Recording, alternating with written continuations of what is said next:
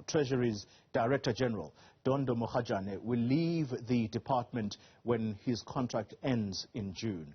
Mogajane has served government for 23 years and has been in his current position for at least the last 5 years. So, who is likely to take over when the Director-General, the current Director-General, leaves office? Let's speak now to Enoch Godongwana, the Minister of Finance, to talk about his plans. Minister, good morning to you. I don't need to explain to South Africans the strategic importance of National Treasury, especially the highest ranking official there. In trying to calm the markets, can I ask you this question, whether you are going to wait until June the 7th for you to announce Dondo Mogajane's replacement? No, we are going to advertise for the Director General of National Treasury as soon as possible. My ideal it would be that any Director General will probably start while Dondo is around, so that there should be a smooth transition. So, Minister, if I were to push you a little bit on that, when will you likely make the announcement then? Look, we were required by law to advertise. So what that means, Minister is on Newzroom Afrika. Yeah, so we're required to advertise. And then after that, we will then make the necessary interviews and select an appropriate candidate. Yeah.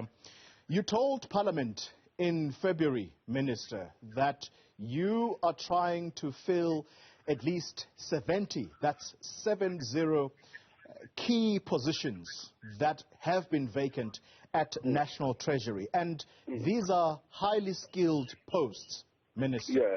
Is National Treasury experiencing a brain drain? No. National Treasury is not experiencing a brain drain at all. We've got, it's natural in any department to have such vacant posts. We're not an exception. But in terms of our core competencies and levels of management, we are doing well. All right. Let me ask you this then. Managing the finances of government is probably the most difficult job right now, next to that of trying to market the country to investors, which is what the President is seized with. And I put it to you, Minister, that the comments of the outgoing Treasury DG that South Africa is starting to experience symptoms of a failed state is likely to make the job of searching for the next DG that much more difficult. Am I wrong? No, let me just say, I mean, most of what the DG was quoted out of context. What the DG was highlighting was that what you have seen in the State Capture Commission, Zondo Commission, are a reflection of some of the introduction of foreign tendencies which will begin to undermine the efficiency of government. And in a sense, if we did not arrest that, we were beginning to see the signs of a failed state. All right. So what's your own position in relation to what the DG said? No, I mean, my position is, and like the DG, that if you look at the State Capture Commission, those were signs of a state that was beginning. Minister, I'm losing you there, and it's quite a critical... I'm sorry, Minister. I have to interrupt you because you broke off a little bit there. Okay. You were still explaining where you stand on whether or not South Africa is experiencing a failed... We have begun to arrest the process. There's no doubt about that. I mean, if you can see in the report published by the Stanford University on the Minister Godongwana, I'm losing you. I don't know if you're able to move around a little bit. I'm aware that you are on the road, and I thank you indeed for accommodating us. Can I ask you to just try move around a little bit? The signal to you is not quite good right now. Could you just go back to that response about whether or not South Africa is experiencing symptoms of a failed state? No, what I'm trying to draw your attention to is that since President Ramaphosa took over, a lot of attempts have been made to arrest the state capture manifestations of a failed state, and we're beginning to make a turn. And that is reflected even in the report published by the Bureau of Economic Research of Stellenbosch, that insofar as state stability, we're beginning to make some inroads, although there are still perceptions about the rule of law. All right. So while fixing the state may be one thing, Minister, trying to make sure that the country makes a turn in trying to rebuild after the state capture project, can I ask you the question about what we are seeing on the streets right now of South Africa? Diepsloot is erupting again, and the question I have for you has to do with the socio-economic conditions in the country. South Africans, ordinary South Africans, have been complaining for some time that they are competing for resources, for services, alongside foreign nationals who are also economic migrants. What's going to turn this situation around, Minister, particularly for someone in your position?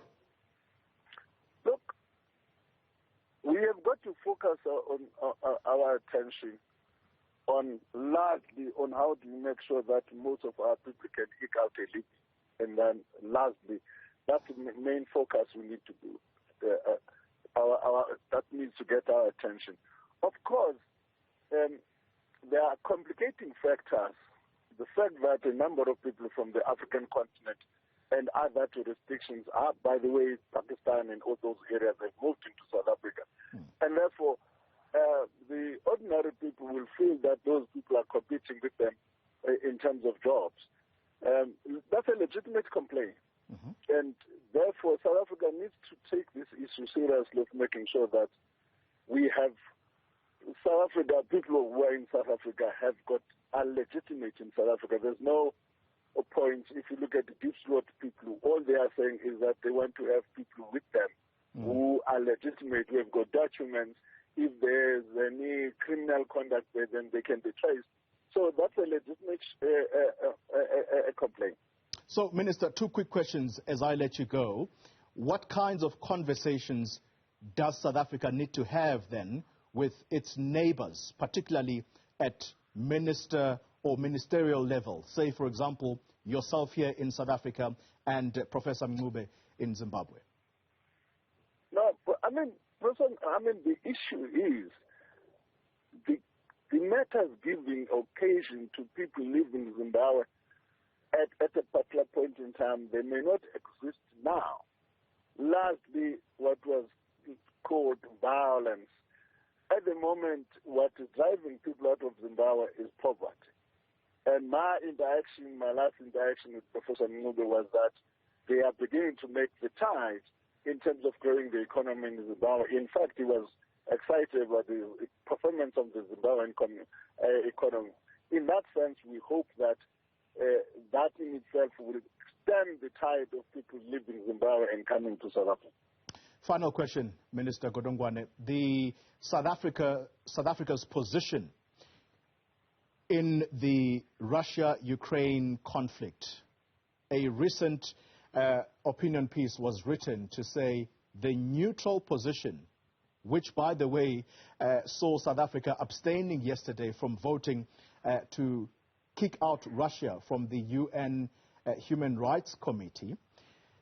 Again, South Africa abstained, and some people are starting to suggest that that position that we keep taking in the Russia-Ukraine conflict is going to bring with it economic risks for our country.